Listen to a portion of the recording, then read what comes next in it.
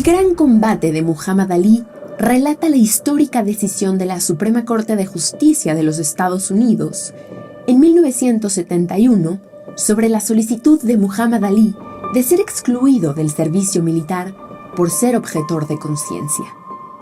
Ali se había convertido en un campeón de boxeo y en el centro de atención de los medios de comunicación por su elegante juego de pies en el ring. Basó su solicitud de objeción de conciencia en su fe musulmana. Cuando esta fue denegada, Ali se negó a ser reclutado para integrar a las fuerzas militares estadounidenses y, en consecuencia, fue arrestado y condenado por evasión del servicio militar. Perdió su título de boxeo y no volvió a pelear durante 4 años. Para continuar con el análisis de esta obra, nos acompaña en el programa el magistrado Gustavo Adolfo del Rosal Ricalde.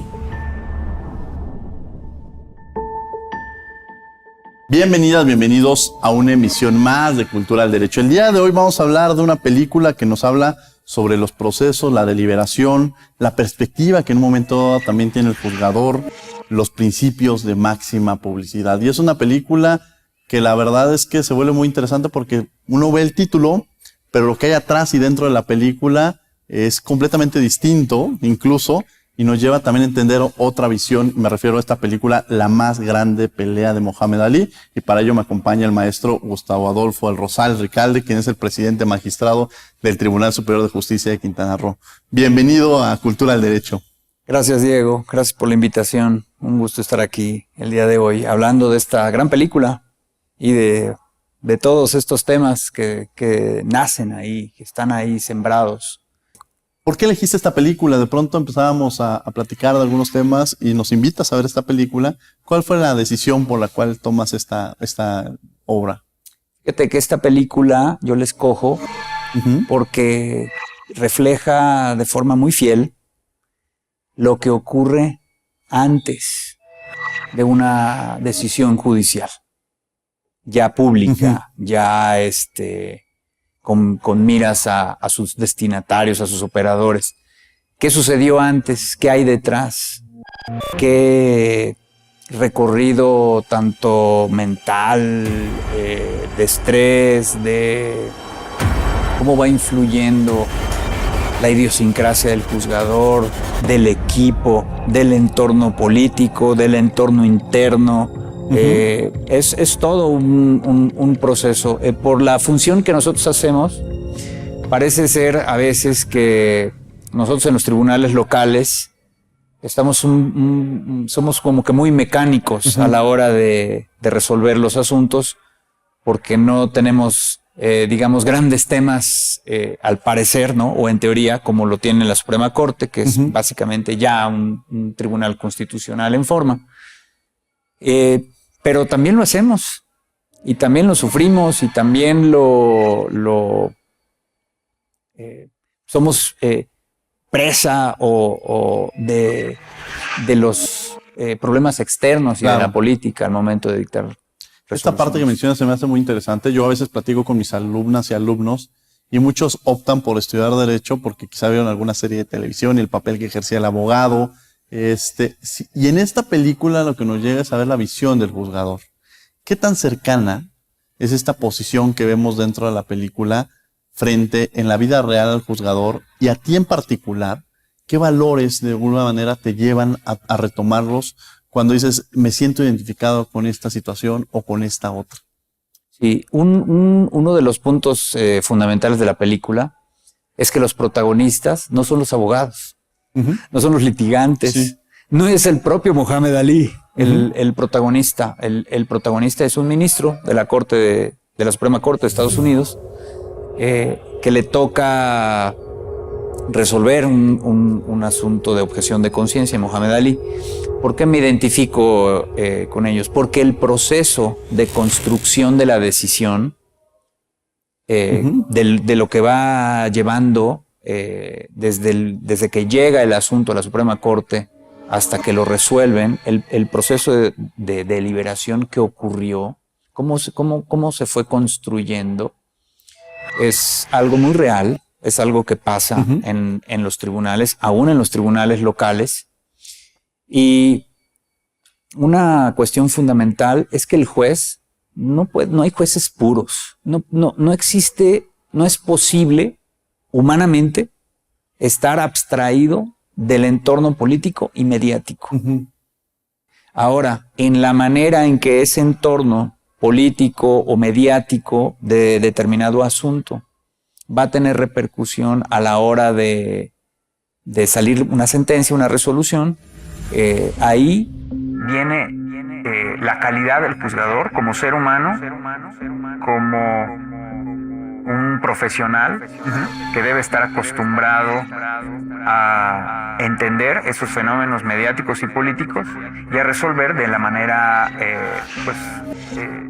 independiente de quién, ¿no? Que esa parte de independencia me llama mucho la atención porque vemos incluso una escena en la película cuando el presidente de la corte le contesta la llamada al presidente Nixon, y nos lleva también esta parte de qué tanta independencia se tiene cuando pues, las designaciones pasan por un proceso político, ¿no? Ya pensemos quizá en los ministros de la corte, es una designación que el presidente propone en la terna, pero al final el poder legislativo es el que decide, o en diversos aspectos, como estos que se mencionan. Pensar quizá en esta separación, esta división de poderes, ¿es real? ¿Podríamos pensar que existe una división de poderes? Sí hay una separación de poderes. Eso no implica descoordinación entre poderes. Yo interpreto, desde mi punto de vista como juzgador, ese episodio, esa llamada del presidente Nixon al presidente Warren, yo veo ahí a los poderes coordinándose. No veo en ese episodio en sí un ataque a la independencia del Poder Judicial. Eso que mencionas es muy importante porque a veces decimos se tomó la foto o hizo o asistió o fue, que esto permite de alguna manera la necesidad de comunicarse entre los tres poderes y la importancia de comunicarse. De pronto vemos el perfil de cada uno de los juzgadores y tú decías, no podemos hablar de un juzgador puro, o sea, no podemos decir como un modelo quizá de juzgador, pero sí podríamos pensar quizá, y me interesaría conocer tu opinión, sobre todo como juzgador y por todo este proceso que has pasado y vivido, ¿cuáles serían las características que debería tener un juzgador? Al momento de elegir quizá los poderes o al momento de estos procesos de designación, ¿cuáles son los elementos más importantes que se tienen que tomar cuando decides tomar la postura de designar a una persona que va a ejercer la justicia? Yo creo que son varios factores, ¿no? Y evidentemente es la experiencia de vida. O sea, el hecho de que las normas o las leyes impongan como requisitos edad es totalmente es un requisito indispensable. Es decir, no es por menospreciar la juventud, pero existe o debe de existir en el juzgador la experiencia de vida. No me refiero tanto a la experiencia jurídica o a la experiencia técnica, profesional, sino a la experiencia de vida. Ese es un punto. Definitivamente la parte técnica, la solvencia técnico-jurídica, y la parte subjetiva, la más difícil, es que quien seleccione, que no hay método de selección, por cierto, no hay método de selección único o infalible, pero todos los métodos, cualquiera que sea, puede haber mezclas, debe de contemplar un proceso de entrevistas y de selección donde ambos participantes, tanto el seleccionador como el potencial candidato, puedan identificarse mutuamente, si efectivamente está preparada esa persona para asumirse como juzgador. Es decir, regreso al tema de la independencia judicial. Por más garantías en la norma que haya para que prevalezca la independencia judicial, ninguna sirve si la persona que es seleccionada no se asume como tal. No se asume como independiente. Claro. Vamos a tener que ir a un corte, pero no se vayan, regresamos, estamos en Cultural Derecho.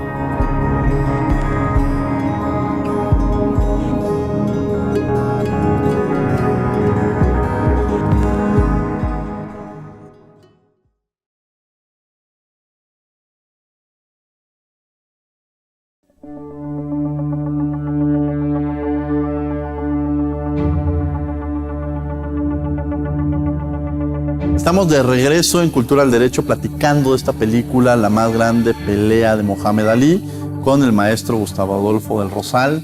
Y bueno, ya entrábamos en polémica en esta parte, entender un poco de la parte del juzgador. Hay un momento, o quizá se menciona en estos procesos, que unos se vuelven más liberales y otros son más conservadores. ¿Qué tan difícil, o si es posible, tú lo decías, no somos robots, de alguna manera, cómo desprendernos al momento de sacar una resolución judicial? Quizá yo puedo ser alguien que no crea en ciertos temas, pero ¿te puedes desprender de estas ideologías o de estas creencias al momento de juzgar? ¿Si realmente se vuelve una cuestión técnica o se puede volver una cuestión alejada de intereses individuales, o la parte humana resalta al momento de sacar una resolución judicial? Yo creo que debe haber un equilibrio. Uh-huh.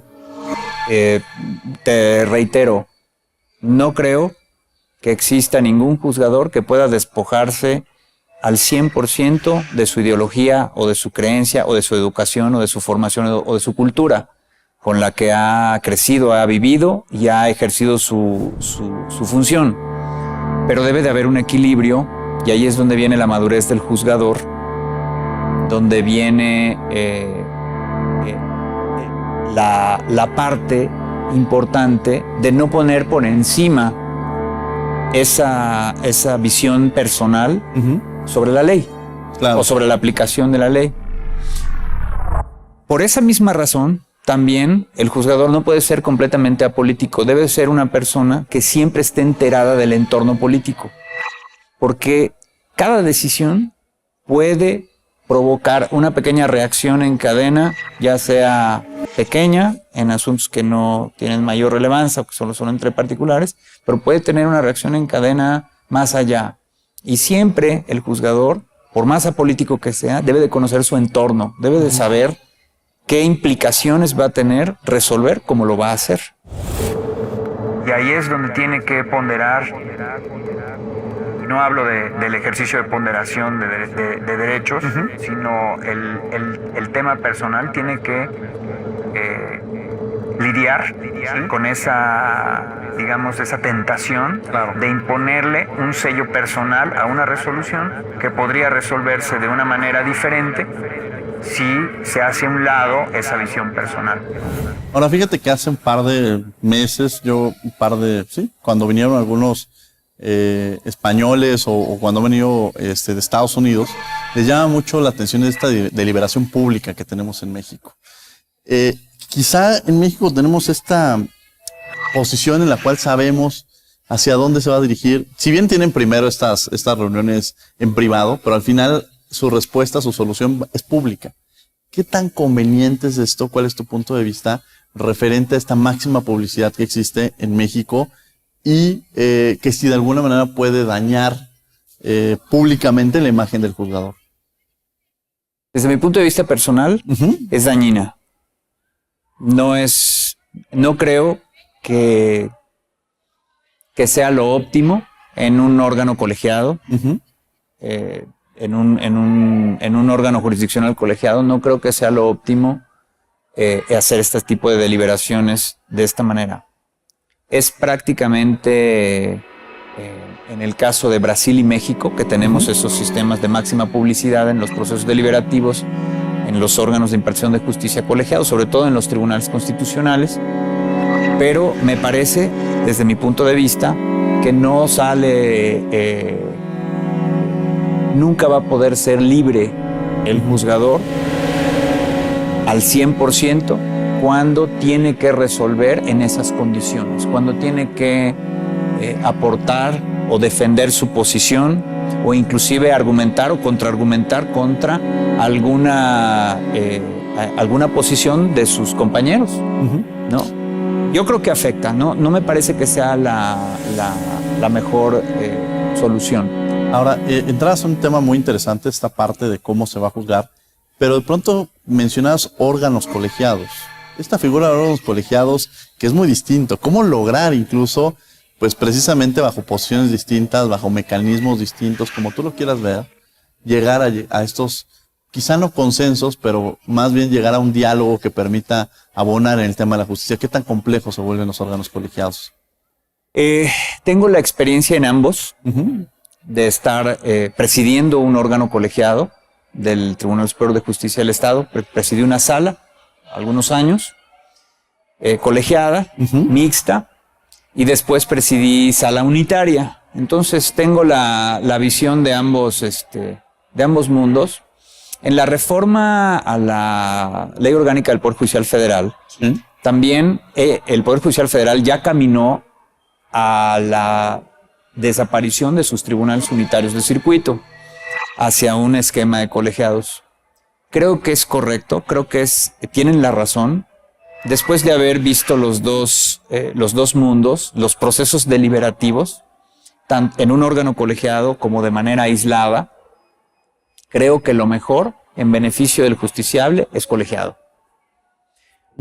Siempre el órgano colegiado puede tener visiones complementarias.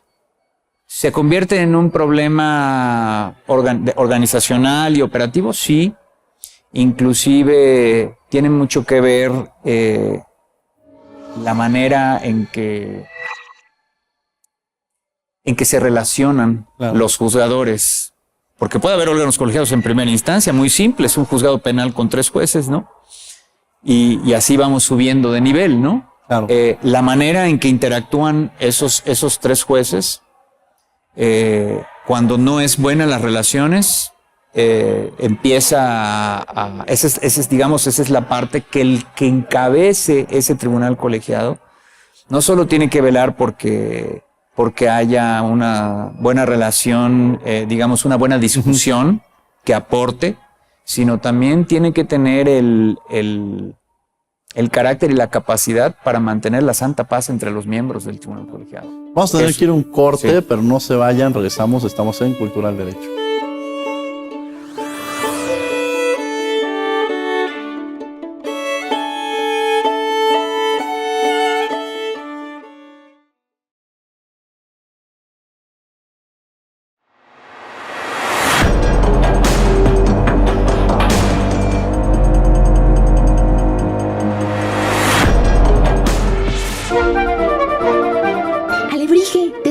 Súper reto. Va, le entro.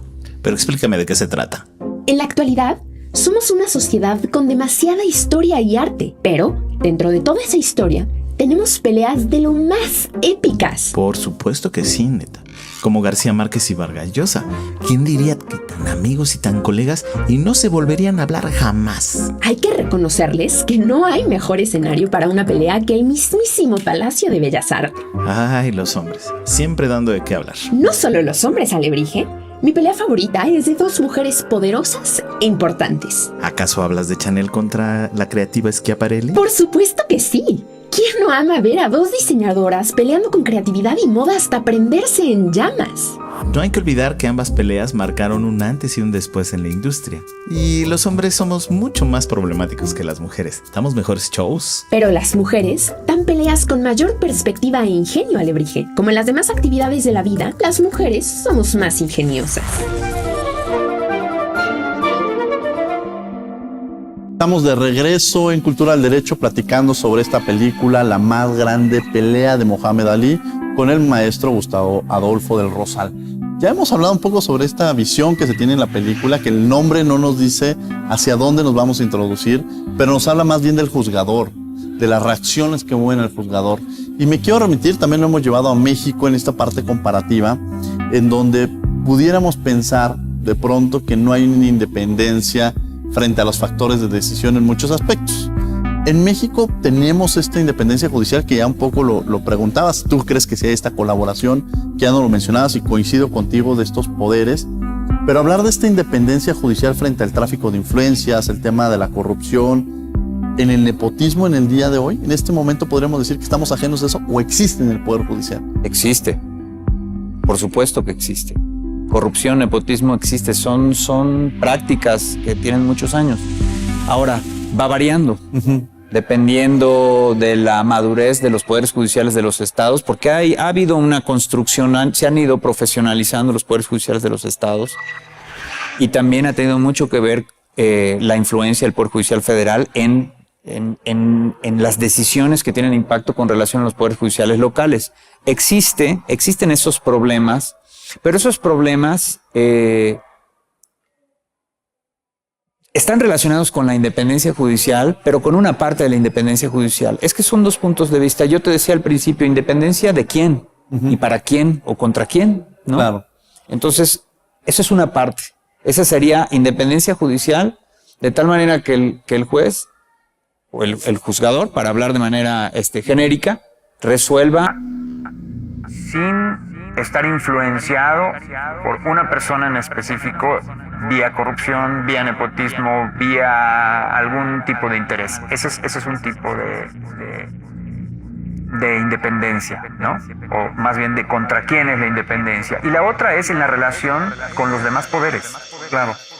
La influencia que puede tener el Poder Ejecutivo, por ejemplo, o inclusive el propio Poder Legislativo, a través de reformas, ¿no? Una de los atentados que sufren los poderes judiciales, pues son dos y vienen desde dos ángulos. A nivel presupuestal, Claro. ¿no? El hecho de que siempre esté en zozobra el presupuesto de un poder judicial, pues definitivamente merma la capacidad de ser independientes, ¿no? Y esa capacidad de independencia, pues tiene una garantía en la no disminución de los presupuestos de los poderes judiciales. Es fundamental. Platicábamos hace rato sobre coincidencias en el tema de transparencia. ¿Cómo contribuye la transparencia o cómo ves tú esta posibilidad, de alguna manera, de esta herramienta que se tiene bajo las decisiones o bajo las acciones que se llevan desde diversos ámbitos y sobre todo en la enorme responsabilidad que tú tienes frente a un órgano como es el Tribunal Superior de Justicia del Estado de Quintana Roo?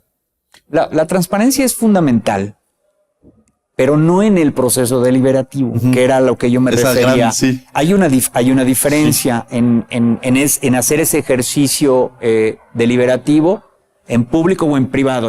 Ahí me refería, desde mi punto de vista, es libre el juzgador, es más libre el juzgador haciendo el ejercicio en privado. Pero eso no está reñido, no riñe con la transparencia judicial. La transparencia judicial desde varios puntos de vista. Desde que el justiciable pueda enterarse de manera puntual de lo que ocurre en el Poder Judicial, ya sea en la actividad de sus jueces y de la publicidad de las sentencias. Claro. Que es fundamental, aún en un Poder Judicial local. ¿Algo con lo que quieras cerrar? ¿Algún mensaje que le quieras mandar a quienes nos ven, Gustavo?